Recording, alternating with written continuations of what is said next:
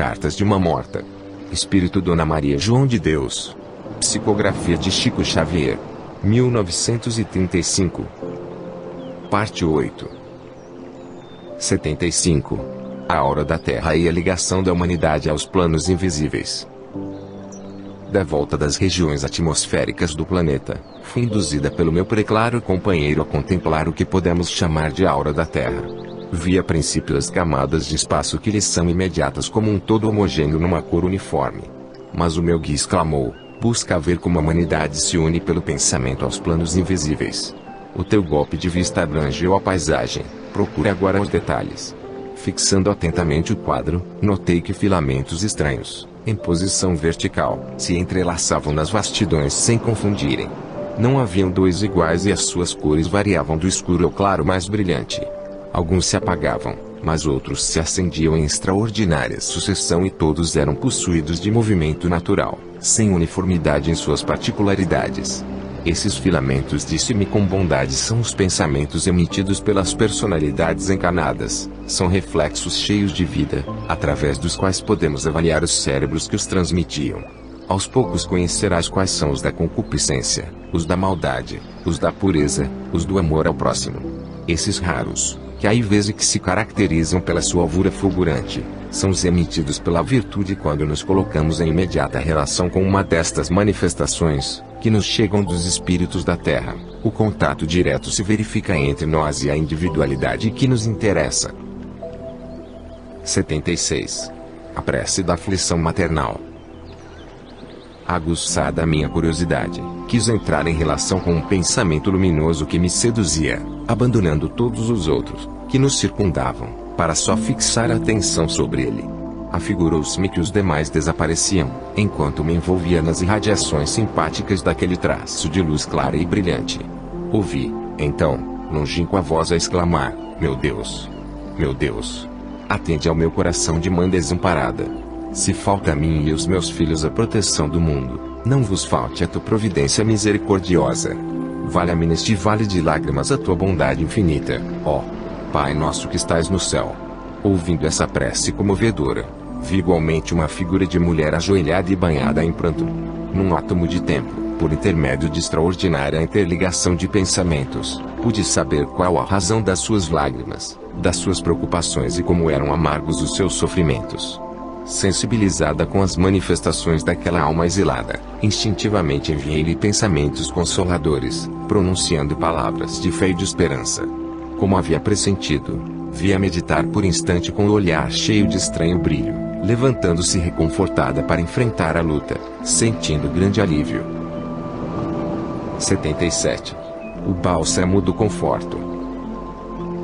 Ah, como me senti feliz em haver derramado sobre aquela alma sofredora o bálsamo do conforto.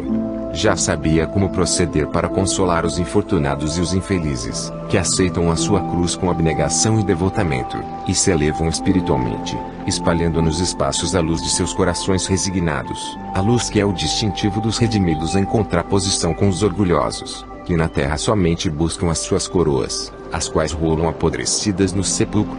Continuei a reconhecer o valor das angústias depuradoras para os que resgatam na terra as faltas do passado ou lutam pela evolução psíquica, reconhecendo que as dores constituem de fato os imperecíveis tesouros do mundo. 78. Nos domínios das recordações. Nos planos da erraticidade, onde me encontrava, poucos eram os seres cuja mente, em toda a intensidade das suas vibrações, já havia desabrochado o domínio das lembranças relativas às existências passadas. Nesses tempos imediatos ao post-mortem, repontados de impressões físicas, as quais persistem em algumas entidades anos a fio, a vida é quase cópia da existência da personalidade terrena e foi assim que conheci inúmeros companheiros, que duvidavam dos ensinamentos dos mestres quando se referiam aos pretéritos longínquos, e alguns deles me asseveravam não poderem admitir a multiplicidade das existências da alma. Semelhantes crenças eram atestado da ignorância de quantos as abrigavam, pois, como nos planos terrestres, ou nas regiões que vos são ainda imponderáveis, a natureza não dá saltos. Naquele ambiente misturavam-se os protestantes, os católicos, os professos de outras seitas, inclusive espíritos que militam nas hostes do materialismo mais avançado na superfície da Terra, e se aquelas falanges de almas não eram más, também não eram perfeitas. Não discutiam acaloradamente, mas cada uma preferia guardar os seus pontos de vista em matéria religiosa, acariciados durante a vida inteira pela mais estranha devoção. 79. A revelação decisiva para os religiosos e os ateus.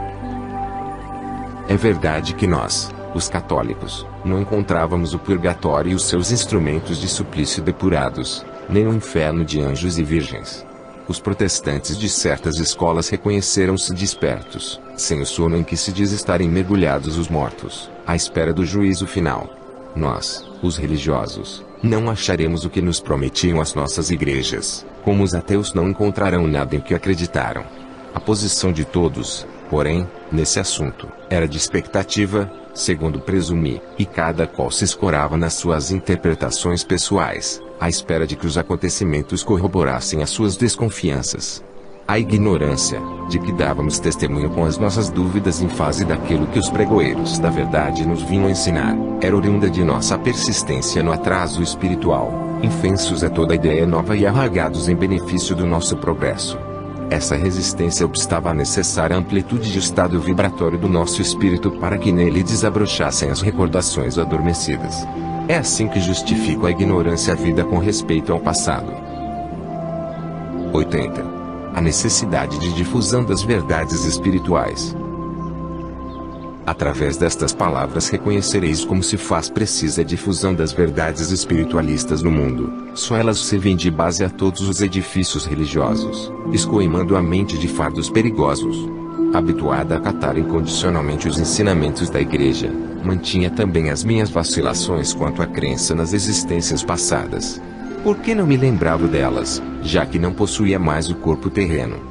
Já que a morte me havia arrebatado dos planos materiais, era natural que não tivesse justificativa aquele esquecimento. Entretanto, todos os mentores espirituais, que nos dirigiam, discorriam sobre nosso pretérito longínquo.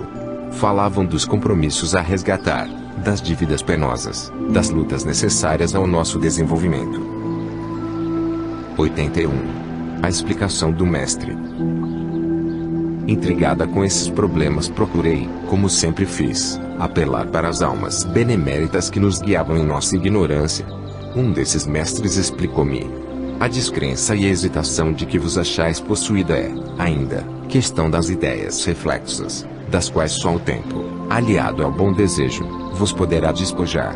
A vossa mente é quase a mesma que no mundo vos caracterizava.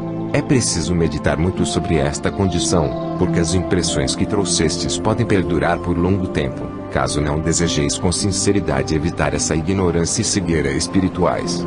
Solicitei a sua assistência e auxílio ao que ele prometeu coadjuvar no mesmo instante, a fim de me certificar quanto à realidade das existências transcorridas. 82. Visões comovedoras do passado. Pediu que me conservasse mentalmente numa atitude passiva e, com as mãos sobre a minha fronte, colocou-se na posição de magnetizador. A princípio senti a sensação de abalo, mas sem o mais leve traço de sono ou de inconsciência, experimentando antes um extraordinário aumento de lucidez e observando maior agudeza de percepções. Comecei, então, a ver, não exteriormente, mas em meu íntimo, uma série de coisas e de acontecimentos a que me sentia indissoluvelmente ligada sem o saber. Vi seres aos quais me pressentia jungido por inquebrantáveis algemas e lhes ouvia voz terrível acariciadora. Eu ia compreendendo todos esses fatos que se sucediam uns aos outros. Ah! Se vi algo que nesses panoramas retrospectivos que me trouxe gratos prazeres ao coração, também enxerguei as misérias de minha alma necessitada de esclarecimento e redenção e, se não é possível relatar todas as visões daqueles minutos em que me coloquei sob o império da excitação vibratória provocada pela bondade do meu guia com os seus poderosos fluidos, posso dizer-vos de uma cena tocante, eternamente gravada em meu espírito. 83. História de uma reencarnação. Experimentei nessas sensações de volta ao passado vácuo de meu coração envenenado pela atração dos gozos mundanos, antes de retornar ao orbe para minha derradeira encarnação. Vi-me como um ser errante, sem destino, crucificado pelo isolamento e pela condenação da consciência poluta. Perambulando, mas retida no mesmo lugar como se fora chumbada ao solo, encontrei alguém que reconheci ser um espírito querido à minha existência. Aproximei-me, então, depois de longa ausência, daquela que me serviu de mãe, a quem conhecestes. Como me sensibilizou vê-la naquela situação de humildade, lutando com mil asperezas num destino de pobreza ingrata. Acerquei-me daquela jovem de faces maceradas nos trabalhos e lembrei as alegrias mentirosas de que fomos partícipes no passado. Tive ímpetos de incitá-la a abandonar as tristezas da sua vida material, mas uma voz imperiosa ordenou que eu me prostrasse de joelhos. Contemplei genuflexa o seu semblante cheio de serena grandeza no infortúnio e chorei, muito, exclamando: ó, tu que já sorveste comigo, na taça das efêmeras felicidades da terra, o mesmo vinho de envenenado sabor, e que hoje resgatas na túnica dos pobres e dos humilhados as dívidas de outrora, ajuda-me em meus bons desejos. Eu quero também esconder nos trapos da plebe anônima e sofredora as úlceras da minha enorme desdita. Lavarei com lágrimas as nódoas da minha consciência. Seja o sangue do teu sangue, carne da tua carne. Dá-me das tuas vestes e das tuas preocupações, dá-me dessas dores que hoje te crucificam e desses desgostos que desfazem os teus enganos e ilusões, porque só eles, só esses sofrimentos salvadores, balsamizarão as minhas feridas, devolvendo-me a paz consoladora. Recebe-me, ó Espírito bem-amado, afaga-me em teu carinhoso regaço para eu adormecer esquecendo. Eu tenho necessidade de ouvi-lo numa luta nova. Nessas rogativas sinceras, vi que o rosto daquela mulher se cobria de lágrimas, pensamentos tristes e amargosos envolviam-na. É que os meus apelos repercutiram no seu coração. Chorando, senti-me exausta de forças, sem poder erguer-me da prostração. Vibrações de uma brisa misteriosa varriam, entretanto, do meu cérebro esgotado, as mágoas e as preocupações. Eu perdi a consciência de mim mesmo. Aqui dava o primeiro passo para o meu renascimento na terra e, segundo os meus desejos, aquela mulher me recebia em seu seio para, igual a ela, sorver o fel da provação redentora e, imitando-a, fui também mãe para sofrer e me redimir. 84. A história viva das coisas. Depois de nos adaptarmos à vida livre dos espaços, quando o ser não se encontra debaixo de paixões absorventes, e a sua consciência se despovoa das lembranças penosas, compreende-se quão sublimes são os atributos das almas, ornamentos luminosos do incomparável dom divino da inteligência. Uma das faculdades, acerca da qual ouvia maravilhosas dissertações, era a que fornecia ao espírito o poder de penetrar o passado longínquo, não para se examinar individualmente, mas para o estudo de épocas, de costumes, de civilizações, de raças, lendo a história viva da evolução humana. Eu ainda não me aventurara nesse terreno para o qual me julgava balda de forças. Todavia, alguns estudiosos sentiam com tamanha intensidade a sede de auscultar o pretérito da humanidade, que solicitavam auxílio de mestres aptos a coadjuvá-los para isso. 85. Para despertar a consciência espiritual. Organizavam-se, então, reuniões no ambiente em que me encontrava, onde vários mentores espirituais operavam, como se fossem êmulas de Mesmer, em experiências magnéticas. Espíritos desejosos de relação com o passado entregavam-se passivamente como sujeitos desses estudos, com a diferença de que não perdiam a consciência do seu eu, conservando-se atentos a todo o ensinamento.